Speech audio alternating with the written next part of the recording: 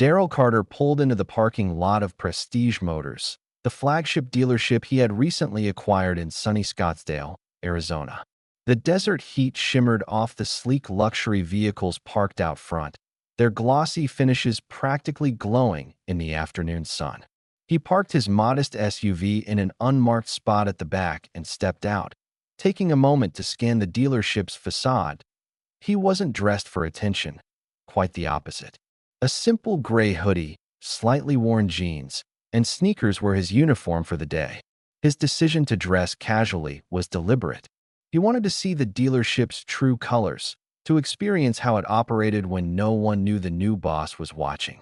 As he walked toward the entrance, he noticed a small group of employees inside chatting near the front desk. The faint hum of laughter and casual conversation carried through the glass doors.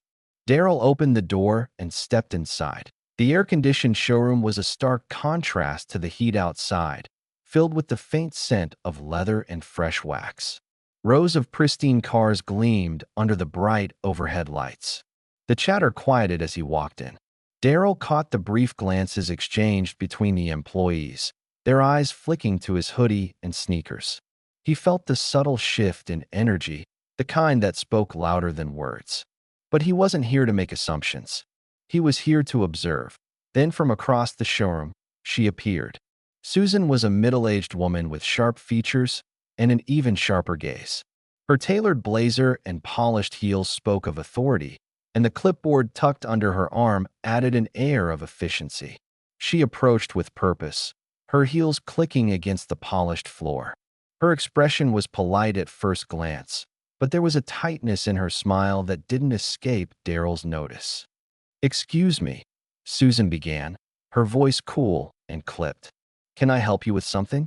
Daryl smiled, his demeanor calm. "Just here to look around," he said casually, gesturing toward the cars. Susan's eyes narrowed, scanning him from head to toe. Her polite mask slipped ever so slightly, replaced by something less welcoming. "Are you shopping for a car?" she asked, her tone carrying an edge of doubt. Daryl nodded, still smiling. "Something like that." Susan's lips pursed. "Well, we cater to a very specific clientele here.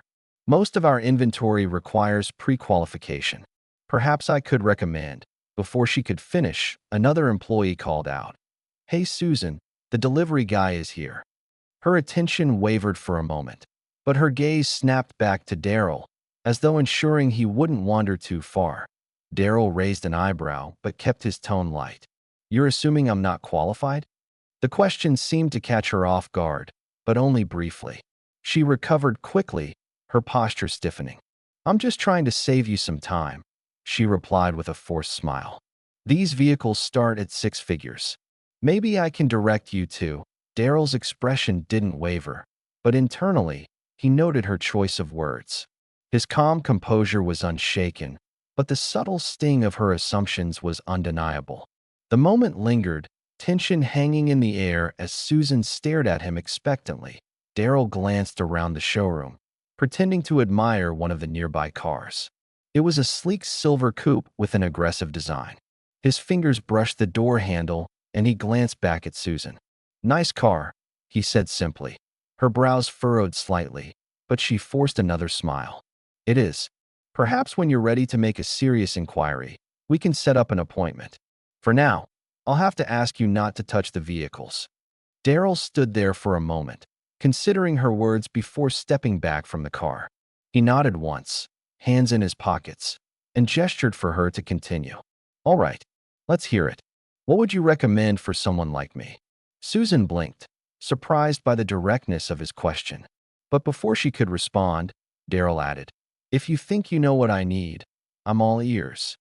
Her polite facade cracked just enough to reveal the impatience underneath. "Maybe something a little more budget-friendly. I can give you directions to a dealership that specializes in pre-owned vehicles." Daryl smiled faintly, but it didn't reach his eyes. He'd seen enough. "That's quite the assumption," he said softly. The statement hung in the air, and for a brief moment, Susan faltered.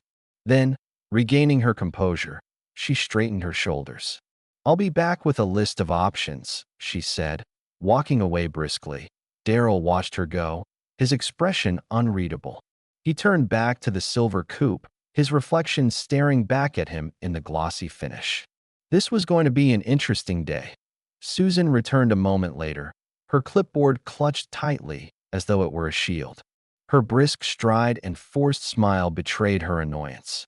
"All right," she said, stopping a few feet away from him. "I've compiled a few options that might be more suitable for your situation." Daryl tilted his head slightly. "My situation?" "Yes," Susan replied, her tone clipped.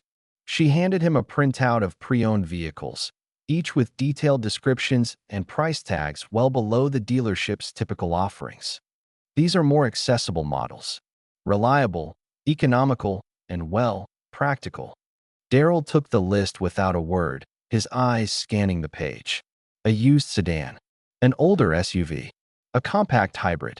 His lips twitched in faint amusement, but he quickly hid it, folding the paper and tucking it into his pocket.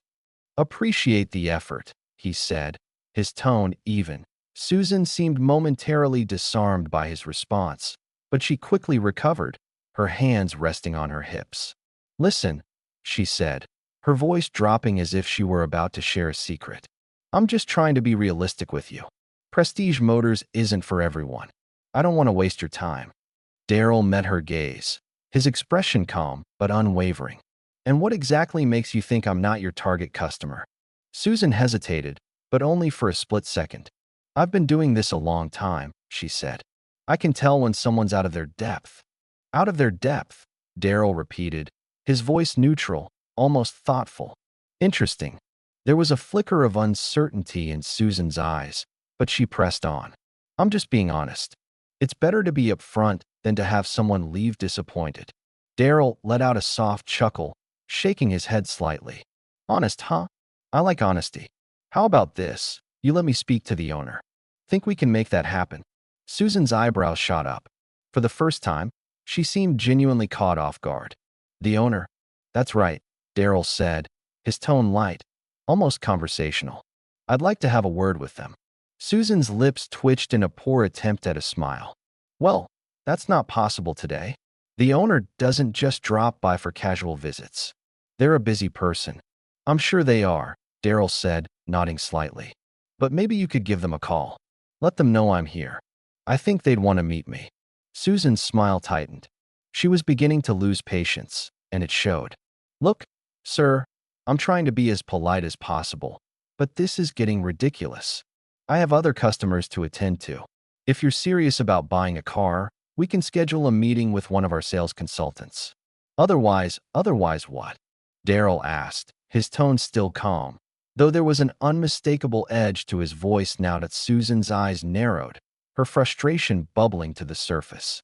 "Otherwise, I'm going to have to ask you to leave." The words hung in the air, heavy with implication. Daryl stood still, his gaze locked on hers. For a moment, the entire showroom seemed to hold its breath. Then, slowly, Daryl reached into his pocket and pulled out his phone. "All right," he said, scrolling through his contacts. "I'll make the call myself." Susan blinked, her brow furrowing. "What are you doing?" "Just calling the owner," Daryl replied, lifting the phone to his ear. "Shouldn't take long." Susan's confidence faltered, her irritation giving way to confusion.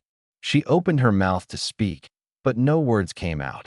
Around them, a few employees had stopped what they were doing, their attention drawn to the unfolding scene. Daryl held up a finger as if to say, "Just a moment," then turned slightly away, speaking into the phone. "Yeah, it's me. I'm at the dealership. Everything's fine. Just a little misunderstanding. Could you let them know I'm here?" He ended the call and slipped the phone back into his pocket, turning back to Susan. "They'll be here shortly," he said simply. Susan stared at him, her mouth slightly open. "Who? Who did you just call?" Daryl didn't answer right away. Instead, he glanced around the showroom, his gaze lingering on the staff who were now watching intently. "Guess we'll find out," he said, his tone almost playful. The tension in the room was palpable, the weight of it pressing down on everyone present. Susan shifted uncomfortably, her composure beginning to crack. Minutes passed, but the room felt frozen in time. Then the main doors opened.